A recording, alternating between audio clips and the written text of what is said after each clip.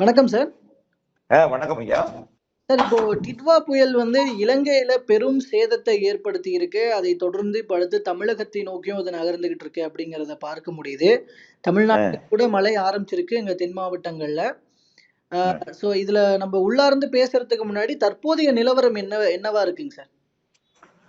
கண்டிப்பாக. இப்போ டிட்வா புயல் இலங்கையோட திரிகோணமலை அருகே நிலத்தில் இருக்கிறது. திரிகோணமலைக்கு உள்ளே. அது கடல் திரிகோணமலை உள்ளே இருக்கிறது திரிகோணமலை அருகே. இந்த நிலத்தில் இருக்கக்கூடிய இந்த டிட்வா தொடர்ந்து வடக்கு நோக்கி நகரும். அப்ப வடக்கு நோக்கி மிக மெல்ல நகரும். இது நாளை, அதாவது சனிக்கிழமை காலை 11 மணி அளவில அது யாழ்ப்பாணம் முல்லைத்தீவு இடைப்பட்ட பகுதியில காங்கேசன்துறை அருகே இந்த நிகழ்வு கடலிலே இறங்கும். இருந்தாலும் படிப்படியா செயலிழந்து கொண்டே வரும். டிட்வா என்கின்ற பெயர் நாளை கடல்ல இறங்கினோடனே அது இழந்துவிடும். ஆழ்ந்த காற்றழுத்த தாழ்வு மண்டலமாக மாறிவிடும். இருந்தாலும் இது இலங்கையில் இருந்து கொண்டு தமிழ்நாட்டுக்கும் மழைப்பொழிவை தொடக்கிவிட்டது. இலங்கையில நாளை மாலை வரை மழைப்பொழிவை கொடுக்கும். என்ன நாளைக்கு பாக் ஜலசிந்தி பகுதியில, அதாவது கோடியக்கரைக்கும் யாழ்ப்பாணத்துக்கும் இடைப்பட்ட அந்த பாக் நீரிணைப்பு பகுதியில, இந்தியா இலங்கையை பிரிக்கக்கூடிய நீரிணைப்பு பகுதியில நாளைக்கு இருக்கும்.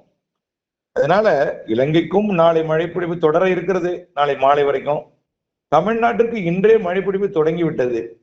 இப்ப பாத்தீங்கன்னா மழைப்பொழிவு எல்லாம் டெல்டா மாவட்டங்கள்ல நல்ல மழை பொழிந்து வருகிறது. இப்ப டெல்டா மாவட்டத்தில் கூட, அதாவது வேதாரண்யம் பகுதியில நாகப்பட்டினம் மாவட்டத்துல தொடங்கிய மழை நாகப்பட்டினம் மாவட்டம் முழுவதுமே இப்ப தொடங்கிருச்சு. திருவாரூர் மாவட்டத்திலையும் தொடங்கிருச்சு.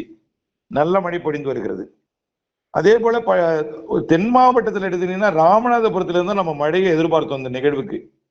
சரியா ஒரு சொன்னோம், தூத்துக்குடி ராமநாதபுரம் மாவட்டம் எல்லை வரைன்னு சொன்னோம். அப்புறம் சாயல்குடி இந்த விளாத்திக்குளத்துக்கு வடக்கே தான் இருக்கும்னு சொன்னோம். அதுல இருந்து மழை தான், நல்ல மழை பெய்து கொண்டிருக்கு. இந்த மழைப்பொழிவு டெல்டா மற்றும் ராமநாதபுரம், புதுக்கோட்டை, சிவகங்கை மாவட்டம், இன்னும் படிப்படியா அரியலூர், பெரம்பலூர்லாம் தொடங்கும், திருச்சி வரைக்கும் தொடங்கும். அப்புறம் வடக்கே பார்த்தீங்கன்னா கடலூர் மாவட்டம் வரைக்கும், கள்ளக்குறிச்சி, விழுப்புரம் மாவட்டத்தில் தெற்கு பகுதி வரைக்குமே நாளை நல்ல மழைப்பொழிவை கொடுக்கும். அது இந்த மழைப்பொழிவு தொடங்கி இருக்கிற மழை படிப்படியாக தீவிரமடையும். இன்றைக்கு நள்ளிரவுக்கு பிறகு நாளை அதிகாலையில நல்ல வலுத்த மழையாக, தொடர்ச்சியான மழைப்பொழிவாக ராமநாதபுரத்தோட தெற்கு பகுதி, தூத்துக்குடி மாவட்ட எல்லை தொடங்கி கடலூர் மாவட்டத்தோட பரங்கிப்பேட்டை வரைக்கும் இந்த இடைப்பட்ட பகுதியில என்ன நிகழ்வு வந்து நீரிணைப்பிலேயே ஒரு நாள் முழுவதும் மிக நல்ல நகரம். அதுக்கப்புறம் நாகப்பட்டினம், மயிலாடுதுறை மாவட்ட கரையை ஒட்டி 30ஆம் தேதி ஞாயிற்றுக்கிழமை நகரம்.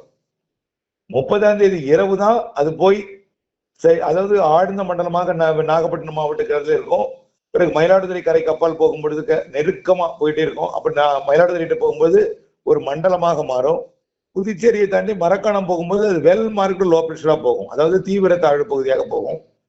பிறகு அது மரக்காணம் அருகே கரை கடந்து அப்படியே காஞ்சிபுரம் மாவட்டம், ஸ்ரீபெரும்புதூர், காஞ்சிபுரம் வழியா திருத்தணி, திருவள்ளூர் மாவட்டம் வழியா அப்படியே ஆந்திர பிரதேசத்தோட சித்தூர், புத்தூர், திருப்பதி பகுதிக்கு போயிடும். இப்போ இந்த வழித்தடம் உள்ள எல்லா மாவட்டங்களுக்கும் மழைதான். எல்லா மாவட்டங்களுக்கும் 48 மணி நேரம் மழை.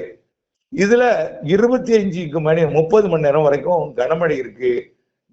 மிக கனமழை, அதிக கனமழை எல்லாம் டெல்டாவிற்கு இருக்கு. குறைந்தபட்சம் வடகடலோரம் கூட 24 மணி நேர தொடர் கனமழை எல்லாம் இருக்கு. இது ராமநாதபுரம் மாவட்டம் தொடங்கி திருவள்ளூர் மாவட்டத்திற்கு வரையும் தமிழ்நாட்டிற்கும், அதாவது திருவள்ளூர், சென்னை, செங்கல்பட்டு, காஞ்சிபுரம், உள்ளே பார்த்தீங்கன்னா ராணிப்பேட்டை, வேலூர் மற்றும் அப்படியே திருவண்ணாமலை கிழக்கு பகுதி, இதெல்லாம் மிக கனமழை பொழிவுகள் பகுதிகள்.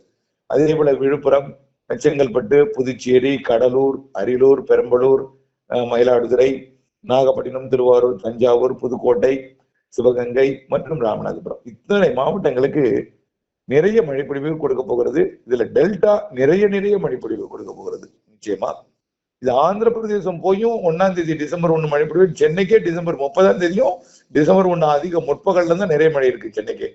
1ஆம் தேதி வரை இது நிகழ்வு இருக்கிறது. இந்த மழையினால என்னென்ன மாவட்டங்களுக்கு மழை வர போகிறது அப்படிங்கறதெல்லாம் சொல்லிட்டீங்க.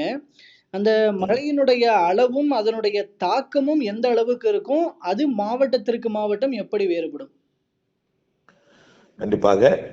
இப்ப மழை இப்ப தொடங்கி இருக்கிற மாவட்டத்தை பாத்தீங்கன்னா டெல்டா மாவட்டங்கள் ராமநாதபுரம், புதுக்கோட்டை இருக்கு.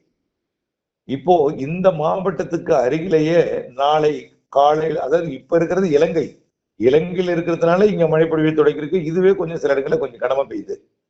அப்போ வட இலங்கை வரும்போது என்ன ஆகும்? யாழ்ப்பாணத்துக்கு வரும்பொழுது இன்னும் மழை அதிகரிக்கும்.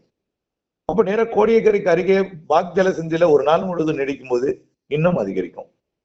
அங்க அதிகரித்த மழை நாகப்பட்டினம் மாவட்ட கடலோரத்தில் இருக்கும் பொழுது 30 மணி நேரம், மொத்தம் 48 மணி நேரம் மழை, இதுல 30 மணி நேரம் மிக கனமழை பொழிவாக இருக்கும் என்பதனால ராமநாதபுரம், புதுக்கோட்டை, சிவகங்கைக்கும் கொஞ்சம் பாதிக்கும் மழை இருக்கு. அதை விட கூடுதலாக டெல்டாவுக்கு இருக்கு. டெல்டாவை விட அதுதான் டெல்டாவிலேயே நாகப்பட்டினம், திருவாரூர், காரைக்கால் இந்த சுற்றுவட்டார பகுதி, அப்புறம் திருவாரூரோட தெற்கு பகுதி கடலோர பகுதி, நாகப்பட்டினத்தோட கடலோர பகுதி, அதே போல தஞ்சை மாவட்டத்தோட கடலோர பகுதிக்கு இந்த கடைமடை பகுதின்னு சொல்லலாம். ஏன்னா உள்ளே பெய்கிற மழையும் கடலோரம் தான் வரும், கடலோரமும் நிறைய மழை பொழிவை கொடுக்கும். மழை பொழிவாலும் நீர் வரத்தாலும் எல்லா கடலோர மாவட்டங்களுக்குமே கடலோர பகுதி கொஞ்சம் பாதிப்பு கொஞ்சம் கூடுதலா தான் தெரியுது. ஏன்னா மழை கொஞ்சம் அதிகமா தான் தெரியுது. அதனால எல்லா மாவட்டங்களுக்கும் நிறைய மழை இருக்கு. அதுல எல்லா மாவட்டங்களும் இதுல திருச்சிக்கு கிடைக்க உள்ள மாவட்டங்கள், கடலோர மாவட்டங்கள் எல்லாமே. அது கடலோர மாவட்டங்கள்லயும் கடைமடை கடல்ல கலக்கக்கூடிய பகுதியில கொஞ்சம் தாழ்வான பகுதிகளில் நீர் சூழ்ற அளவுக்கு மழை இருக்கு கண்டிப்பா. சார், அப்படின்னா இந்த கடலோர மாவட்டங்கள், டெல்டா மாவட்டங்கள்ல வெள்ள பாதிப்புகளுக்கான சாத்தியக்கூறுகள் எந்த அளவுக்கு இருக்கு? வெள்ள பாதிப்புன்னு சொன்னா ஏற்கனவே பல புயல்கள்ல வெள்ளம் வந்திருக்கிறது. அந்த புயல்கள்ல ஒன்று சில புயல்கள் அவர்களுக்கே தெரியும். ஆக அப்படிப்பட்ட ஒரு மழை பொழிந்தால் நீங்கள் இருக்கும் இடம் நிலம் சூழுமா என்பதெல்லாம் அவர்கள் கணித்துக் கொள்ள வேண்டும். கண்டிப்பா பயிர்கள் மூழ்கிடும், கண்டிப்பா அது உறுதி. அந்த பயிர்கள் அருகே அது தாழ்வான சாலையாக இருந்தால் தாழையும் தண்ணி ஏறும். தாழ்வான சாலையாக இருந்தால் எவ்வளவு மட்டம் இருக்கோ அது போல. தாழ்வான கிராமம் இருந்தால் அந்த கிராமத்துக்குள்ளேயும் தண்ணி போகும். ஆற்றங்கரையோரம் இருந்தால் அது பாதிக்கும். ஆகவே நீர்நிலைகள் அருகில் இருந்தால் அதுலயும் கொஞ்சம் பாதிப்பு இருக்கும். இப்படி இந்த தாழ்வான பகுதிகளுக்கு தான் கொஞ்சம் மழை பொழிவால் பிரச்சனை இருக்கு. பயிர்களுக்கு முதல்ல பிரச்சனை இருக்கு. இது முதல்ல டெல்டா மாவட்டங்களுக்கு. இதே மாதிரிதான் எல்லா மாவட்டங்களுக்கும். சென்னைக்கு ஆந்திர பிரதேச மழை 1ஆம் தேதி பெய்யுற மழையும் இங்கே வரும். ஆகவே 1ஆம் தேதி பெய்யுற மழை 2ஆம் தேதிக்கு வரும். அங்கிருந்து இங்கே 30ஆம் தேதியும் 1ஆம் தேதியும் மழை. அப்ப ஏற்கனவே மழை பொழிவும் கொஞ்சம் பாதிப்பை கொடுக்கும். மழை நீர் கொஞ்சம் அங்கிருந்து வரும் என்று எதிர்பார்க்கப்படுகிறது. ஓகேங்க சார். இப்போ இதுல அடுத்த கட்டமா இதுல முக்கியமா பார்க்க இருக்கிறது, நீங்க அந்த சென்னை பத்தி சொன்னீங்க இல்லையா? ஸோ தலைநகரான சென்னையில ஏற்கனவே இந்த மழை காலங்கள்ல தண்ணீர் வெளியேறுவதுல பெரிய பிரச்சனைகள் இருக்கு. அந்த பிரச்சனைகளை மறுபடியும் பேச வைத்து விடுமா இந்த மழை? அதாவது நம்ம இத சொன்னா மக்கள் பீதி ஆயிடுவாங்க. அது என்னன்னா உடனே என்ன செய்வாங்க, போய் வேளச்சேரி பிரிட்ஜில் வண்டி நிறுத்துவாங்க, கடையில் உள்ள பொருள்லாம் காலி பண்ணுவாங்க. இது ஒரு பெரிய ஒரு வதந்தியாக அது பரவி விடும் கண்டிப்பா. ஆனாக்க நான் எளிமையா ஒண்ணு சொல்றேன், என்னன்னா உங்கள் கற்பனைக்கு விடுறேன். அந்த கற்பனை எப்படின்னு பாத்தீங்கன்னா கொஞ்சம் பொறுமையா இருங்க. நாளை டெல்டாவில் மழை பெய்யும் போது நிறைய இப்ப போய் தொடங்கி இருக்கிற மழை நாளை கனமாக மாறப்போகிறது. ஞாயிற்றுக்கிழமை மதியம் வரைக்கும் கொஞ்சம் கனமாவே இருக்கும். அப்போ உங்க டெல்டாவுக்கு பெய்கிற மழை நாளைக்கு, ஆனா சென்னைக்கு மழை ஞாயிற்றுக்கிழமை தான். அப்போ சனிக்கிழமை பெய்கிற மழையை பார்த்து நீங்கள் ஞாயிற்றுக்கிழமை முன்னெச்சரிக்கை எடுத்துக்கொள்ளலாம். சனிக்கிழமை எப்படி டெல்டாவில் மழை பெய்திருக்கிறது அப்படின்னு அதை வைத்து நீங்கள் முன்னெச்சரிக்கை எடுத்துக்கொள்ளலாம். அவசரப்பட்டு எந்தவித ஒரு முன்னெச்சரிக்கையும் பணியும் எடுத்துறேன்னு சொல்லி பீதியாக அமைந்து விடக்கூடாது என்பதற்கு தான் இந்த தகவலை. ஆகவே மழைப்பொழிவோட அளவை கவனிப்பதற்கு டெல்டாவை உற்று நோக்கி இருப்போம். டெல்டாவை அறிந்து சென்னைக்கு நாம் முன்னெச்சரிக்கை எடுப்போம். சார், இதுல திருச்சிக்கு மேற்கு பக்கம் இருக்கிற மாவட்டங்கள், மேற்கு தொடர்ச்சி மலையை ஒட்டிய மாவட்டங்கள், இப்ப நம்மளோட வீடியோஸ்ல எல்லாம் கீழே கூட தவறாமல் இடம்பெறும் கமெண்ட் என்னன்னா திண்டுக்கல் மாவட்டத்துக்கு மழை இருக்கா அப்படின்னு. ஸோ இந்த மாதிரி மேற்கு மாவட்டங்களுக்கு எந்த அளவிற்கான மழை வருவதற்கு சாத்தியக்கூறுகள் இருக்கு? கண்டிப்பாக நான் தொடர்ந்து விவசாயிகளுக்கும் சரி பொதுமக்களுக்கும் சரி மழை ஒவ்வொரு நிகழ்வும் ஒரு குறிப்பிட்ட வழித்தடத்துல போகும் பொழுது அது எவ்வளவு வரைக்கும் அது செட்டிங்ல எந்த வரைக்கும் கை நீளுதோ, அதாவது தீவிரத்தன்மையை பொறுத்து மழைப்பொழிவு கொடுக்கும். ஏற்கனவே ஒரு நிகழ்வு செட்டியார் அது சரி வரல, அது வராதுன்னு சொல்லிட்டோம். அதுக்கு முன்னாடி மோன்தா ஆந்திர பிரதேசம் போயிடுச்சு. ஆனால் நமக்கு இடையில ஏற்பட்ட கேப் ஒரு 15 நாள். அந்த கேப் அதுலயும் அங்க மழை இல்லை, ஆனால் பிற மாவட்டங்களுக்கு மழை இருந்துச்சு. இப்போ வந்திருக்கிற நிகழ்வு அதுக்கு மழை பொழிவை கொடுக்கும், திண்டுக்கலுக்கும் மழை பொழிவை கொடுக்கும். அதாவது எப்படிப்பட்ட மழைப்பொழிவுன்னா, ஏரி குளங்களை நிரப்பும் மழை இல்லை. இப்போ திண்டுக்கலுக்கு கேட்கறதுக்கு கொஸ்டின் சொல்றேன், கரூருக்கு சரி, அதே போல திருப்பூர் மற்றும் ஈரோடு மற்றும் கோயம்புத்தூர், மதுரை, தேனி மற்றும் எல்லா உள்பகுதி கிருஷ்ணகிரி, தருமபுரி, சேலம், நாமக்கல் இங்கேயும் மழை இருக்கும். எவ்வளவு இருக்கும்னா, குறைந்தபட்சம் மேற்கே போக போக குறையும். அந்த மேற்கு கோடியில கூட ஒரு 3 சென்டிமீட்டர் மழை பெய்யும் இந்த நிகழ்வால. எங்கன்னா நீலகிரி, கிருஷ்ணகிரி. அப்புறம் அப்படி கிழக்கு வரும்போது உதாரணத்துக்கு நீலகிரியில ஒரு 3ன்னா கோயம்புத்தூருக்கு ஒரு 4 இருக்கும், திருப்பூருக்கு ஒரு 5 இருக்கும். அப்புறம் அப்படியே பார்த்தீங்கன்னா கரூரோட கிழக்கு பகுதி கொஞ்சம் 8, 9 அப்படின்னு இருக்கலாம். அப்புறம் திருச்சிக்கு வந்தோம்னா கொஞ்சம் வலுவாகும். அப்போ கடலோரம் போகும்போது கடலோரம் வரதான் வலுவாகும். மேற்கையும் மழைப்பொழிவை கொடுக்கும். ஆனால் இந்த மழைப்பொழிவு விவசாயத்துக்கு ஏற்ற மழையாக இருக்கும், பாதிக்காது. ஆனா மழை கொடுக்கும், உயிர் கொடுக்கும் மழை கூட கொஞ்சமாவது கொடுக்கும். இந்த நிகழ்வு போனோன்னு அடுத்த நிகழ்வு இருக்கு. இப்ப நான் அந்த நிகழ்வெல்லாம் சொல்லும் பொழுது, இப்ப இலங்கை மக்கள் வந்து கடும் வெள்ளத்துல பாதிச்சிருக்காங்க. இப்ப இந்த தகவல் அவர்களுக்கு புரிஞ்சு வச்சுங்களேன். மேலும் இப்போ இல்லாமல் இருக்கும் பொழுதே இன்னும் 10 புயல் இருக்காம்பா, 20 புயல் இருக்காம்பான்னு வதந்தியை கிளப்பிடுவாங்க. இல்லாமல் இருக்கும் போதே கிளப்புறாங்க.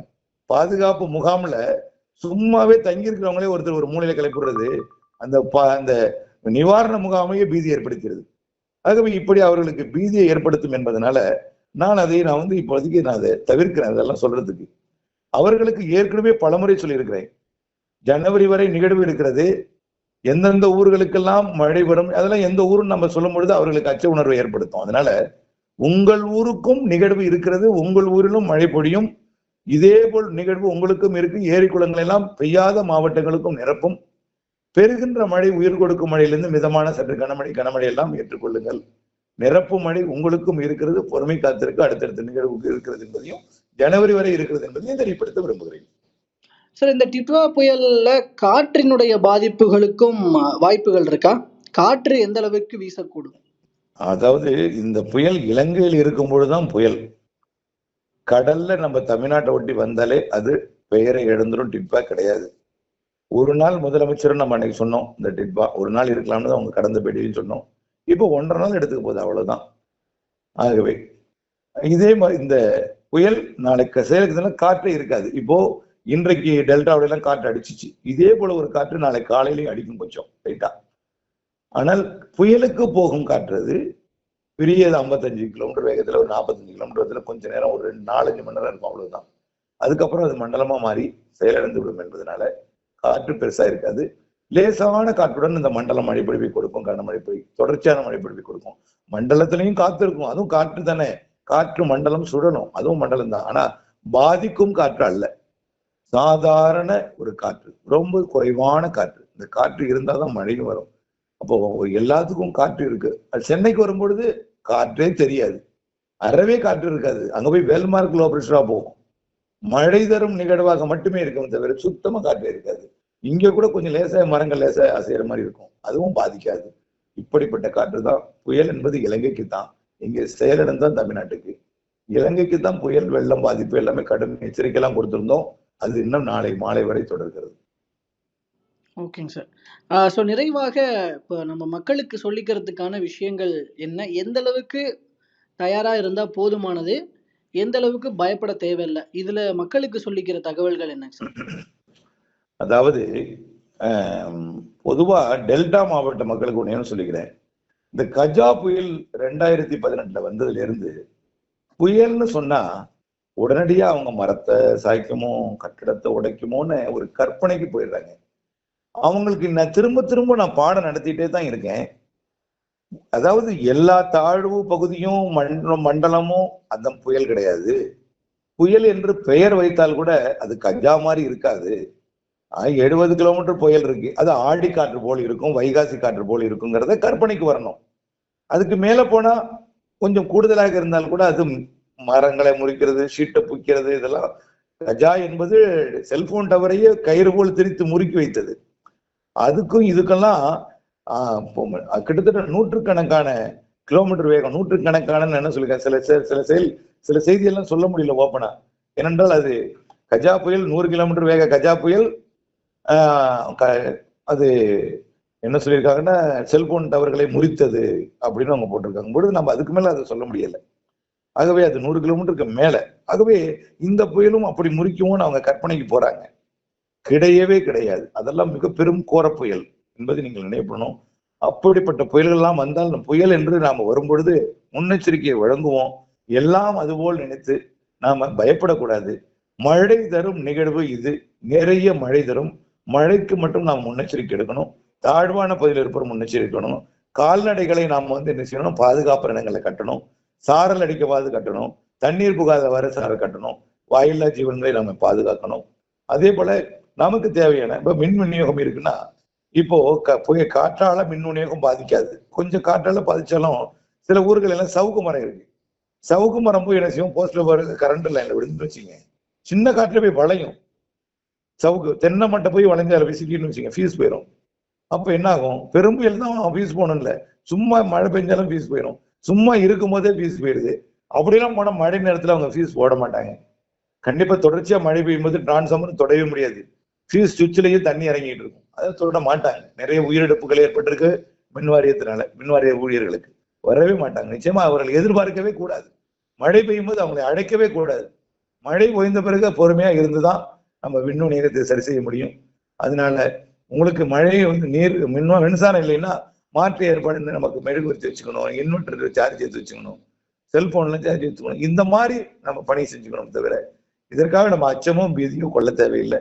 மழை தரும் நிகழ்வு என்பதை நாம் நினைத்துக் கொள்ளணும். நிறைய மழை தரும் நிகழ்வு, அவ்வளவுதான். ஓகேங்க சார். இந்த தகவல்களை மக்கள் மத்தியில வச்சிடலாம். தற்போதைய வானிலை நிலவரம் தொடர்பான உங்களோட தகவல்களை பகிர்ந்து கொண்டமைக்கு நன்றிங்க சார். நன்றி சார். நன்றி நன்றி நன்றி.